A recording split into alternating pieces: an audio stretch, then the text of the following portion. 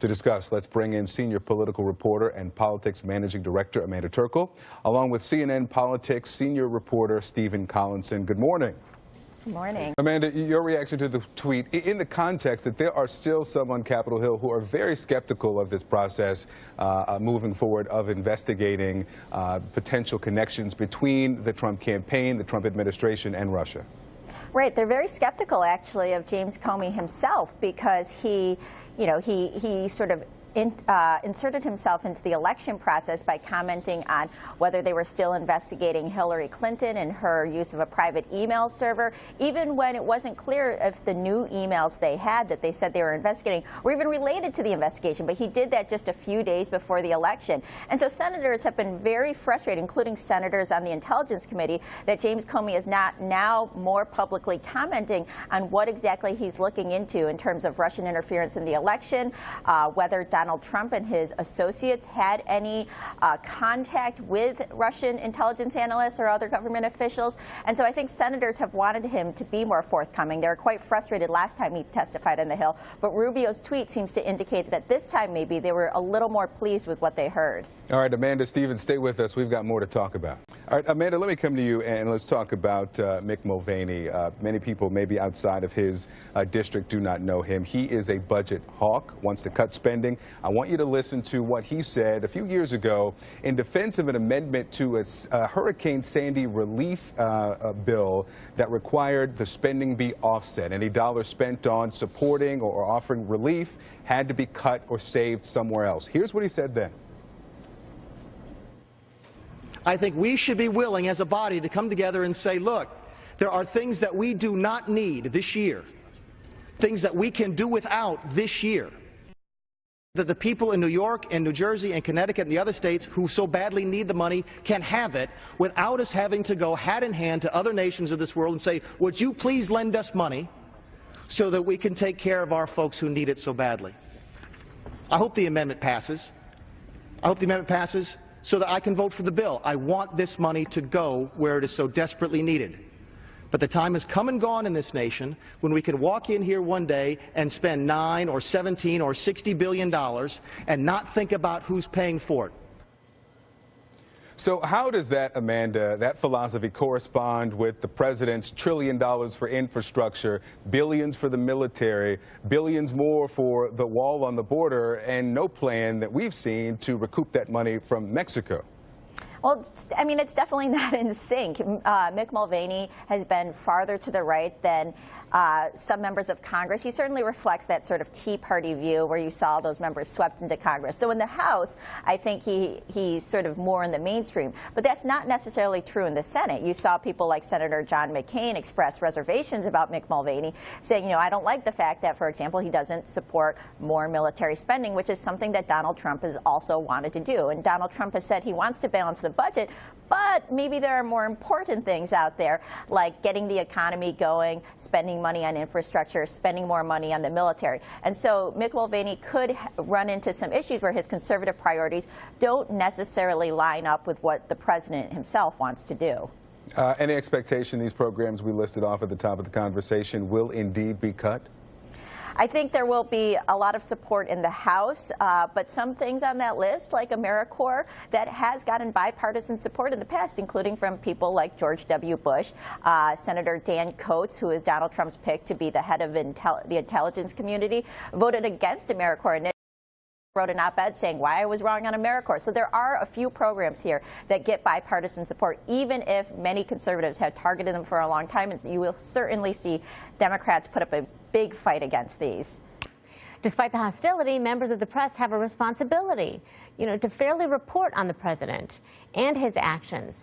So how does that happen? Let's talk about it with Alex Weprin, the deputy editor of Politico Media, Amanda Terkel, senior political reporter and politics managing editor at the Huffington Post, and Nick Adams, the founder of the Foundation for Liberty and American Greatness. Thank you all so much. We appreciate it. Amanda, I wanted to start with you and look at what's happening even today. The president in the past has said that NATO was obsolete. Today, we have the vice president at the Munich conference here saying, on behalf of President Trump, I bring you this assurance. The United States of America strongly supports NATO and will be unwavering in our commitment to our transatlantic alliance.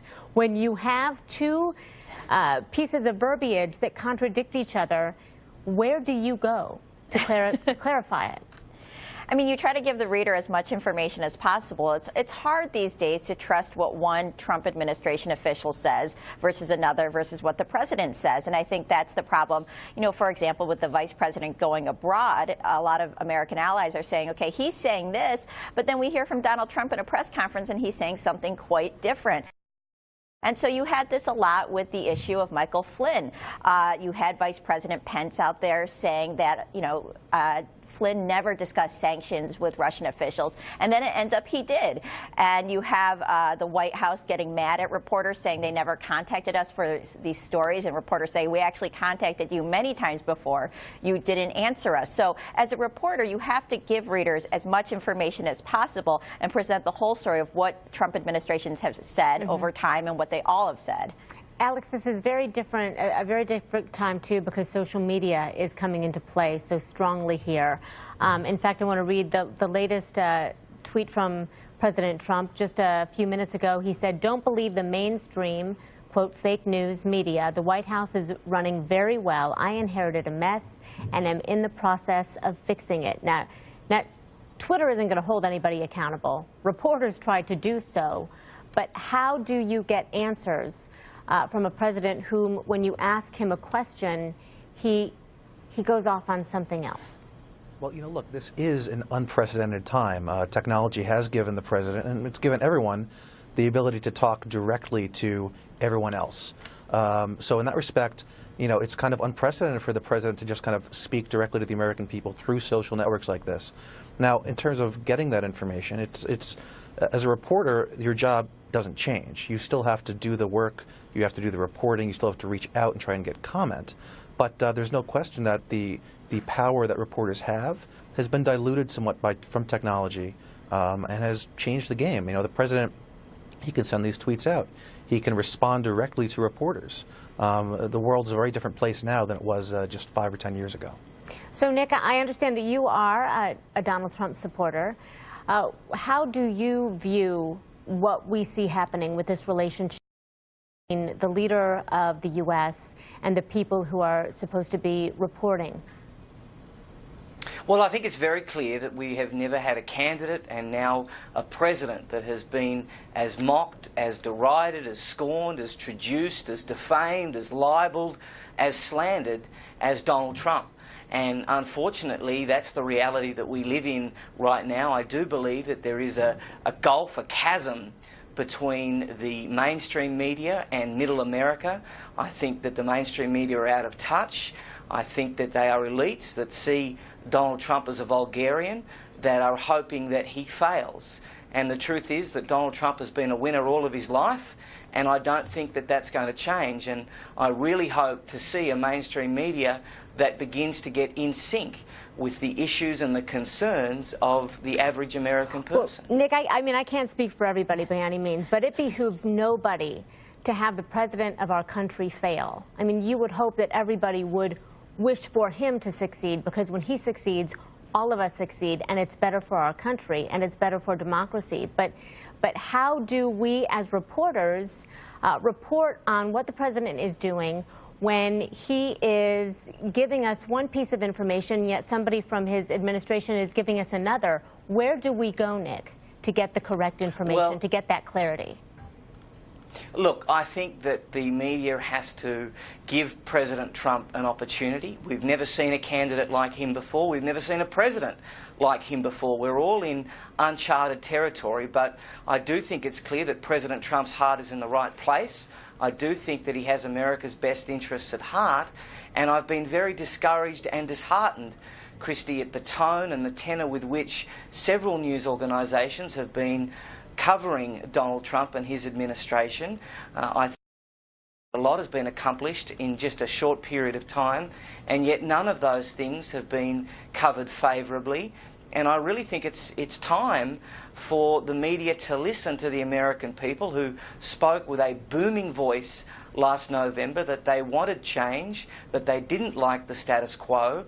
And I think that the media's got to respect that, and I really don't see any evidence of that at the moment. Well, there's no doubt about it that the people of of this country voted Donald Trump into the presidency. There are a lot of people that many of us have talked to that believe in his policies, but think that he is disrespectful, not just to the media, but to many different categories and classes of people.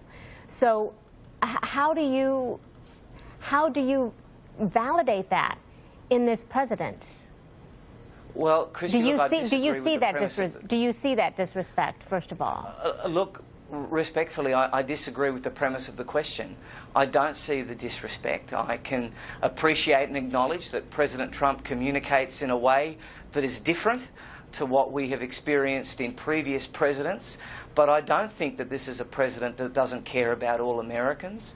I think there's a difference between not caring about Americans and about disrespecting people. I'm not saying he doesn't care about Americans by any means. I agree with you on that. But when you're going to bring up respect of the media, you also have to expect some respect from the president, not just for the media, but for the people who live in his country. Well, look, Christy, again, I don't think that President Trump is disrespectful. I think that President Trump is a straight talker, he's a straight shooter, and I think that that brings a level of discomfort to the media, who have been accustomed to people that tend to be more pussycat in the way that they approach things. This is an alpha male, this is a president that's going to say what he thinks, and I think that the media have got to learn to live with that and really not create this caricature of him. This is a man, I think, that is far more reasoned, far more intellectual even, than what people give him credit for and the way that the media portrays him. So it's really important that the media shows him the respect that he deserves. He's the President of the United States. He had a resounding victory last November, and there is a new man boss in town. Okay, Amanda, want to get your reaction? I mean, it seems like Donald Trump wants nothing more than the media to walk in lockstep behind him and just basically say that he does great things. I think a good example is during his recent press conference when a Jewish reporter stood up and actually said, you know, we are not accusing you of anti-Semitism, but we want to know how you will react and how you will sort of help solve this rise in anti-Semitic attacks around the United States. And instead of giving a reasoned answer with a plan about how Donald Trump is concerned about these attacks, how it is a problem, and how he wants to address them, he took it as an attack on himself, because Donald Trump has really made the relationship with the media all about him. You know, he feels bad for himself that the media is not saying nice things about him. And I find this all a little funny, quite honestly, because Donald Trump for years was going after President Barack Obama and saying he wasn't a legitimate president, he wasn't born in the United States, and was going after the media for not going after Obama harder. But now Donald Trump expects different treatment for himself. Okay, 10 seconds. Alex, I'm sorry. Go ahead. Well, quickly. Well, look, it's pretty clear that President Trump has made attacking the media a central part of his presidency so far, and I don't think that's going to change.